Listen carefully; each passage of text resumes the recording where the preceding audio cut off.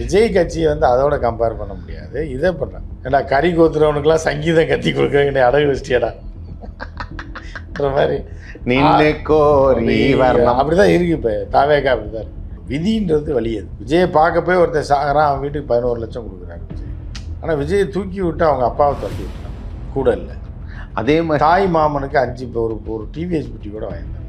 அப்படிங்கும்போது இதெல்லாம் விதி தான். உங்களை தூக்கி விடுறதுக்கு நான் தான் வாய்ஸ் கொடுத்து உங்களை இவ்வளோ தூரம் பண்ணுறேன். ஒரே செகண்ட் தான் பார்க்குறேன். நண்பா எப்படி இருக்கீங்க, சூப்பராக பண்ணுறீங்க நண்பா. ஐயோ அப்படின்னா என்ன குறைஞ்சி போயிருக்கீங்கன்னு கேட்குறேன்.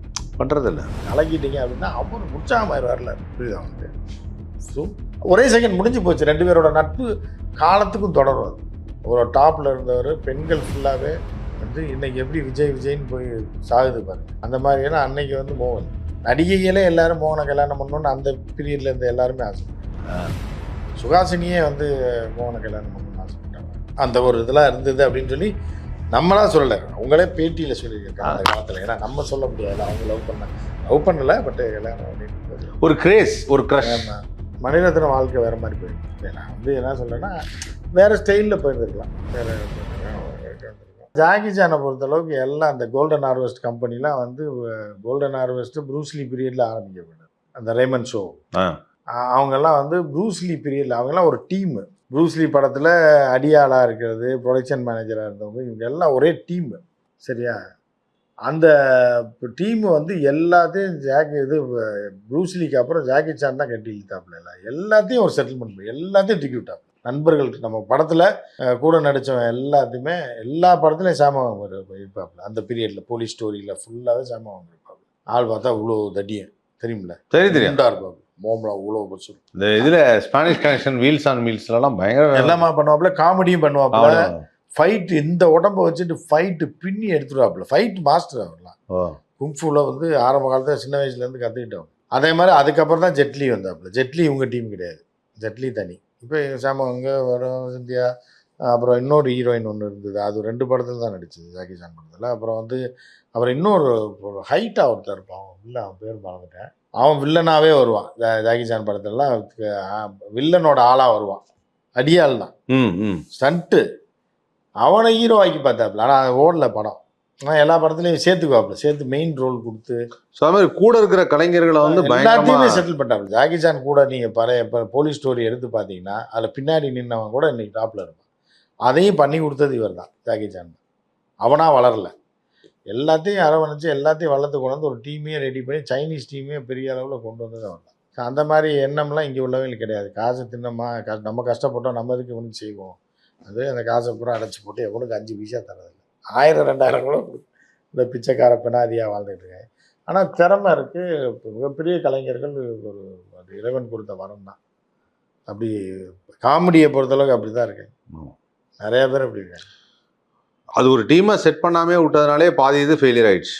ஆமாம், இப்போ இது பண்ணி நம்மனால தான் அவனால் நம்மளான்னு நினச்சிங்கனாலே நீங்கள் முடிஞ்சிங்கன்னு அர்த்தம். அது எப்பவுமே இண்டஸ்ட்ரியில் இருக்குல்லண்ணா. இப்போ வந்து நான் சேர்ந்ததுனால தான் நீ ஒரு பிரபல ரைட்டரு அவர் வந்து நான் கதை எழுதலைன்னா உங்களால் படம் டைரக்ட் பண்ண முடியுமான்னு கேட்டது. ஈகோ பிரச்சனை. அதாவது ஈகோ பிரச்சனை இருக்கு. அடிப்படை அறிவு கூட இப்போ இல்லாமல் எப்படி இவங்க இருக்காங்கன்னு தெரியல. ஏன்னா ஒரு அதாவது நான் ஷாக்கான விஷயம் என்னன்னா, மோகனுக்கு சுரேந்தர் வாய்ஸ் கொடுத்தாங்க. ஏன்னா மோகனுக்கு வாய்ஸ் கொடுக்கறத விட சுரேந்தர் வாய்ஸ் தான் செட் ஆயிடுச்சு. அவ்வளோ குலைவாக பேசுவாப்புல. மோகனுக்கு அப்படி தத்ரூபமாக பேசுவாங்க. மோகன் நடிப்பு ஒரு பக்கம்னா சுரேந்தரோட நடிப்பு இருக்கும் அதில். ஆமாம் ஆமாம் ஆமாம், அவர் தனி நடிகர். ஆமாம், அவர் எல்லா படங்களையும் சுரேந்தர் நடிச்சிருக்காருன்னா நமக்கு ரொம்ப பிடிக்கும். மோகனை வந்து ரொம்ப ரொம்ப பிடிக்கும். நல்ல மனிதர் தான். அவர் யாருக்கும் தீங்கு விளைவிக்காத ஆள் தான். இண்டஸ்ட்ரியில் கெட்ட பேர் இல்லாத நடிகர் மோகன். ஆனால் ஒரு சுரேந்தர் வந்து ஒரு பேட்டியில் சொல்கிறாப்புல, ஒரு 10 வருஷத்துக்கு 15 வருஷத்துக்கு 10-12 வருஷத்துக்கு முன்னாடி ஒரு பேட்டி, ரொம்ப ரேராக ரொம்ப காலம் கழித்து எடுத்தாங்க. ஒரு வார்த்தை சொல்கிறார், ஒரு நாள் கூட அவர் என்னை சந்தித்ததே கிடையாது. யார்? மோகன் ஒரு நாள் கூட சந்தித்து என்கிட்ட பேசினதே கிடையாது. ஒரு இது பண்ண நன்றி, ஒரு தேங்க்ஸ் கூட சொன்னது கிடையாது. என்னை பார்த்தா திரும்பிட்டு போயிடுவார்ன்ற மாதிரி அவரே பேட்டி கொடுக்கு.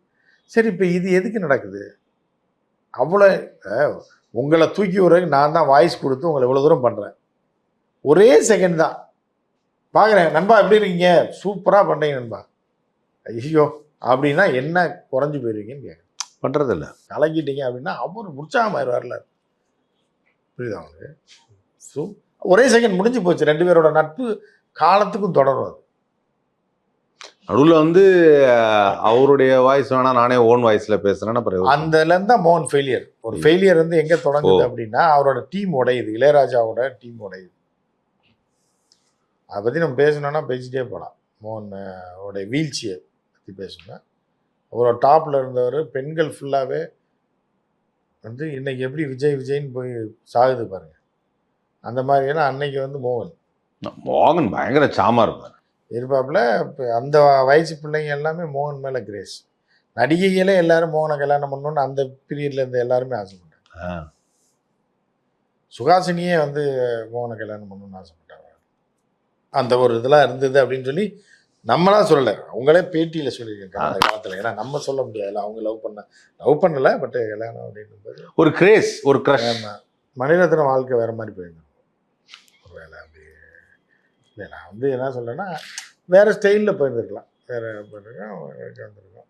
என்ன பண்ணுறதுனா விதிப்படி தான் நடக்கும் அப்படின்ற மாதிரி ஒரு போயிட்டு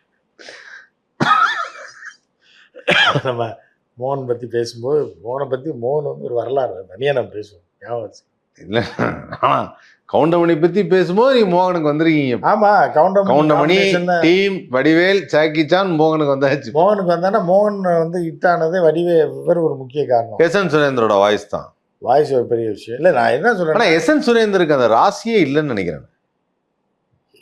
அது தாய் மாமனா இல்ல ராசி இல்லண்ணே. அவர் வந்து சில பேரு நம்ம விஜய்க்கு குரல் கொடுத்து பாட்டு பாடி தூக்கி விட்டு அவரும் திருப்பி ஒரு மோட்டர் பைக் கூட வாங்கி தரல.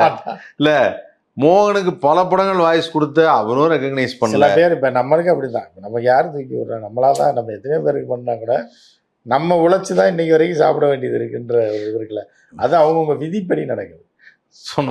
நம்ம சுரேந்தர் என்னன்னா நம்ம சுரேந்தரை பயன்படுத்திக்கிறணும்ன்றது சுரேந்தர் 1 சுரேந்தர் 2 இருக்கு.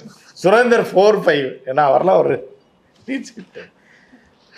ஆனா ரொம்ப நல்ல மனிதர் சுரேந்தர் அவர்கள் வந்து ரொம்ப யதார்த்தமான எளிமையான மனிதர். ஆனா நீங்க சொன்ன மாதிரி சில ரெகக்னேஷன் கிடைக்கல அப்படிங்கிறது எனக்கு இன்ன வரைக்குமே அந்த கிடைக்கல, இவங்களும் செய்யல அப்படிங்கும் போது அது என்ன காரணம் தெரியல. கூட அதாவது ஒரு கதாநாயகன் அவர் எதுவும் இல்லை, அதாவது எப்படின்னா ஒரு விஷயம் நம்ம தெரிஞ்சுக்கணும். விதின்றது வலியது. விஜயை பார்க்க போய் ஒருத்தன் சாகிறான், அவன் வீட்டுக்கு 11 லட்சம் கொடுக்குறாரு விஜய். ஆனால் விஜயை தூக்கி விட்டு அவங்க அப்பாவை துரத்தி விட்டுறாப்புல கூட இல்லை. அதே மாதிரி தாய் மாமனுக்கு 5 ஒரு டிவிஎஸ் பிட்டி கூட வாங்கி தரல. அப்படிங்கும்போது இதெல்லாம் விதி தான். ஒன்றும் பண்ண முடியாது, நம்ம கையில் எதுவுமே இல்லை. இருந்தாலும் இதுக்கு கவுண்டமணி ஸ்டைலில் சொல்லணும்னா என்ன மாதிரி கவுண்டர் சொல்லலாம்? எந்த படம் உங்களுக்கு ஞாபகத்தில் வருது? கவுண்டமணி ஸ்டைலில் வந்து இதான் அதே தான். சங்கூதரது சங்கீதா தான் எனக்கு இப்போ பயங்கர பிடிச்ச காமெடி. எனக்கு அது இல்லைண்ணே, நீங்கள் எதுவுமே தெரியாமல் வருவீங்க. ஆமாம், நாங்கள் உங்கள்கிட்ட எல்லாத்தையும் கற்றுக் கொடுப்போம், அப்புறம் எங்களே ஏறி மிதிப்பீங்க.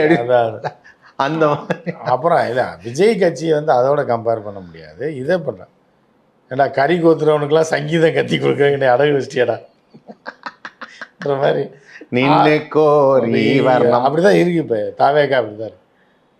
கொண்டு போய் ஏதோ கறிக்கடையில் காசு வாங்கினதுக்கு ஆதவரிசை நாங்கள் கொண்டு போய் அடகு வச்சுட்டு மொத்தமாக கொண்டு போய் அந்த மாதிரி போயிடுச்சு கதை. இப்படியே எல்லாம் இருக்கும் வாழ்க்கையில் நடக்கிறது தான் அவர் கவுண்டர் பண்ணி சொல்லுவார்.